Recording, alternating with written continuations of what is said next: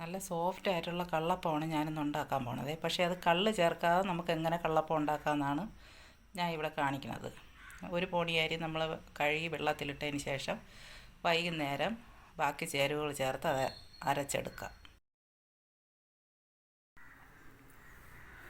ഇത് ഈസ്റ്റും പഞ്ചസാരയും തേങ്ങയുടെ വെള്ളവുമായിട്ട് ഇന്നലെ രാവിലെ ഞാൻ പാത്രത്തിലാക്കി വെച്ചിരുന്നതാണ്. ഇന്ന് നല്ല ഇതിലൊഴിക്കാൻ കണക്കിന് ഇതൊഴിച്ച് അപ്പം ഉണ്ടാക്കുമ്പോൾ നല്ല സോഫ്റ്റും നല്ല പൊങ്ങി വരും മാവ്.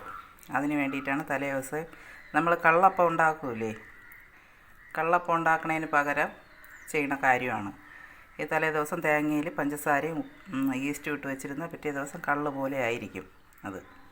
അതിൽ ചേർക്കാനുള്ള ചോറ്, തേങ്ങ. ഈ തേങ്ങ ആദ്യം ഞാൻ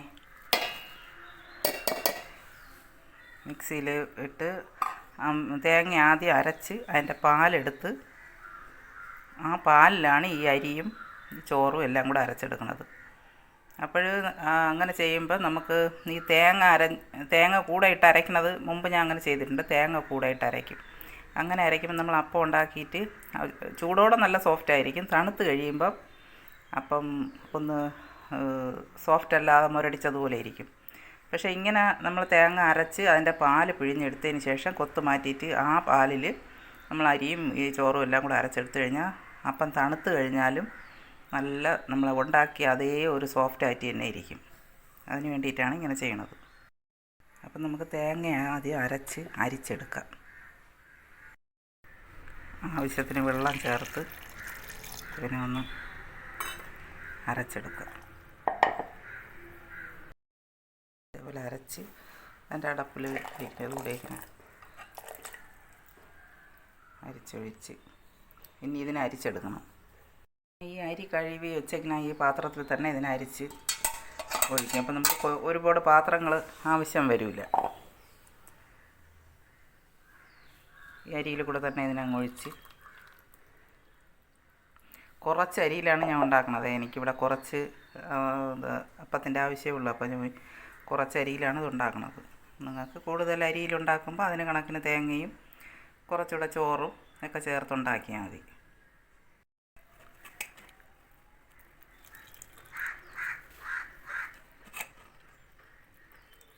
അരയ്ക്കുമ്പോൾ വെള്ളം വേണമെങ്കിൽ മാത്രം ഈ നമ്മൾ ഈ പിഴിഞ്ഞ തേങ്ങയിൽ ഒരു ശകലം വെള്ളം കൂടെ ഒഴിച്ച് ഇതിൽ ചേർത്താൽ മതി. പിന്നെ ഈ ജാറിലോട്ട് തേങ്ങാപ്പാലും അരിയും എല്ലാം കൂടെ അതിൽ തേങ്ങാപ്പാലും അരിയും ഒരുമിച്ച് വെച്ചിരുന്നില്ലേ, അത് അത്രയും വെച്ചെടുത്ത് ഇത് ഒരു ചെറിയ കപ്പിന് ഒരു കപ്പ് ചോറാണേ. അത് നമ്മൾ തലേ ദിവസം വെച്ചിരുന്നില്ലേ പഞ്ചസാരയും ഈസ്റ്റും തേങ്ങാ വെള്ളവും, അത് ഞാൻ കുറച്ച് അതിൽ ഒഴിച്ച് പോയി. അതും കൂടെ ഇതിലൊഴിച്ച് നന്നായിട്ട് അരച്ചെടുക്കണം. നമുക്ക് അരച്ചിട്ട് വരാം. മാവ് അരച്ചെടുത്തിട്ടുണ്ട്. നോക്കട്ടെ. നല്ല അപ്പത്തിനുള്ള മാവ് നമുക്ക് എപ്പോഴും നല്ല മഷി പോലെ അരയണം. അത് നമ്മളിങ്ങനെ തൊട്ട് നോക്കുമ്പോൾ അറിയാൻ പറ്റും അത് നന്നായിട്ട് അരഞ്ഞിട്ടുണ്ട്. ഇതിന് നമ്മളൊരു പാത്രത്തിലോട്ട്, ഞാൻ ഈ പാത്രത്തിലാണ് ഒഴിച്ച് വയ്ക്കുന്നത്. സാധാരണ ഇതിൽ ചിലപ്പോഴും കൊണ്ട് പൊങ്ങിപ്പോകുമെന്ന് പൊങ്ങിപ്പോകാൻ ചാൻസ് ഇല്ല. മാവ് കുറച്ച് തന്നെ ഉള്ളൂ. ഇത് ഒരു ഇതിൽ നിന്ന് കുറച്ചുകൂടെ മാവിരുന്ന് കഴിഞ്ഞാൽ പൊങ്ങി പുറത്തുകൂടെ തോന്നും. അങ്ങനെ വിധത്തിൽ ഈ മാവ് പൊങ്ങും.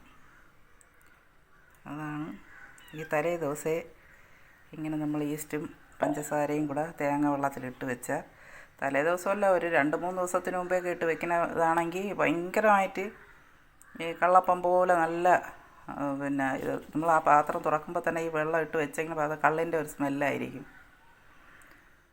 കുപ്പിയിലൊക്കെ നമ്മളങ്ങനെ ഒഴിച്ച് വെച്ചിരുന്നാൽ നമ്മൾ ആവശ്യത്തിന് നമുക്കിതുപോലെ അപ്പം ചുടുമ്പോഴത്തേക്ക് അതിൽ നിന്ന് കുറച്ചൊഴിച്ച് നമ്മളിപ്പോൾ 2 തേങ്ങയുടെയൊക്കെ വെള്ളം ഒരു കുപ്പിയിലാക്കിയിട്ട് ഒരു 2 സ്പൂൺ പഞ്ചസാരയും ഇത്തിരി ഈസ്റ്റും കൂടെ ഇട്ട് വെച്ചിരുന്നാൽ നമുക്ക് അപ്പം ചുടുന്ന സമയങ്ങളിൽ അതിൽ നിന്ന് കുറേശ്ശെ എടുത്ത് ഇതിനേക്കാളും നല്ല ഇതായിരിക്കും. ഇതിപ്പോൾ ഇന്നലെ ഇട്ട് വെച്ചതല്ലേ, അപ്പോൾ അത്രത്തോളം ഇതാവാൻ ചാൻസ് കുറവാണ്.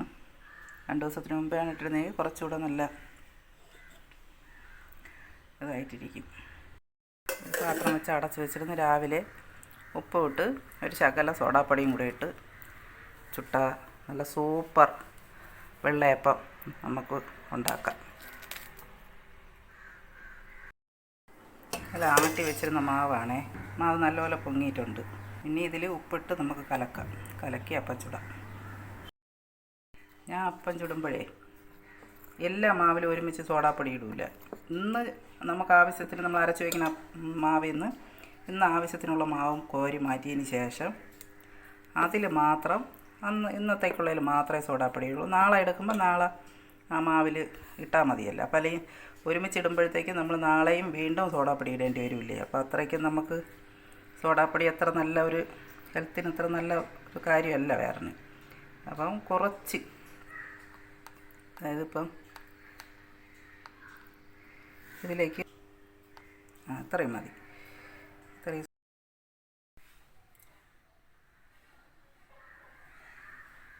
ഇങ്ങനെ കലക്കി ഇങ്ങനെ ഒഴിച്ച് മിക്സ് ചെയ്തിട്ട് 2 മിനിറ്റ് കഴിഞ്ഞ് നമ്മൾ അപ്പം ഉണ്ടാക്കിയാൽ മതി.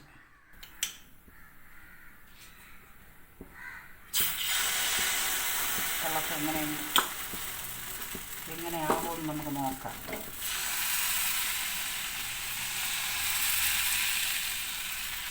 പണ്ടൊക്കെ നമ്മൾ കള്ള് കിട്ടും, തെങ്ങും കള്ളൊക്കെ തെങ്ങ് ചെത്തുന്നവരെ ഒന്ന് വാങ്ങിക്കാൻ പറ്റും.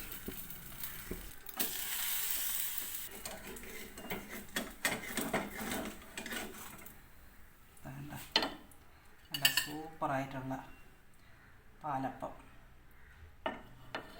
കള്ളപ്പം. പാലപ്പം എന്ന് പറയാം, കള്ളപ്പം എന്ന് പറയാം.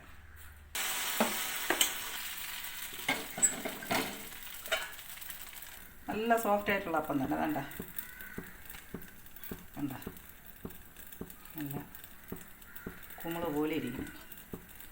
ആ കള്ളിൻ്റെ ഒക്കെ ഒരു മണവും ഉണ്ട്. പിറ്റേ ദിവസം എടുത്തതാണ്.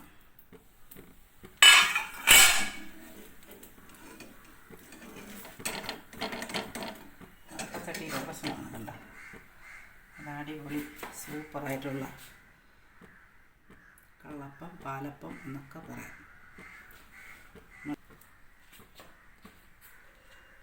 നിറച്ച് കുത്തൊക്കെ വീഴുന്ന നല്ല സൂപ്പറായിട്ടുള്ള അപ്പം.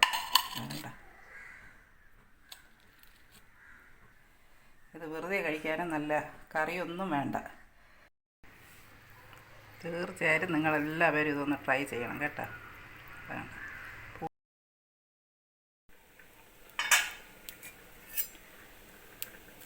ഇത് 2ാമത്തെ ദിവസം ഞാൻ പിറ്റേ ദിവസം ഫ്രിഡ്ജിൽ വെച്ചിരുന്ന മാവെടുത്ത് പിറ്റേ ദിവസം ഉണ്ടാക്കിയതാണ്.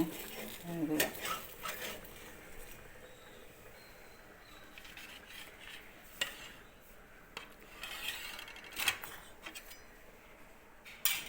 വേണ്ട, ഇത്ര നല്ല സോഫ്റ്റ്.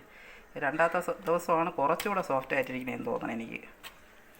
ആദ്യ ദിവസം ഉണ്ടാക്കിയതിനേക്കാളും കുറച്ചുകൂടെ മാവ് നല്ല, സാധാരണ ചിലർ പറയും ഫ്രിഡ്ജിൽ വയ്ക്കുന്ന മാവ് പിറ്റേ ദിവസം ആകുമ്പോൾ മയമില്ലെന്ന്. ഇങ്ങനെ ഉണ്ടാക്കി നോക്കണേ ഉറപ്പായിട്ട്.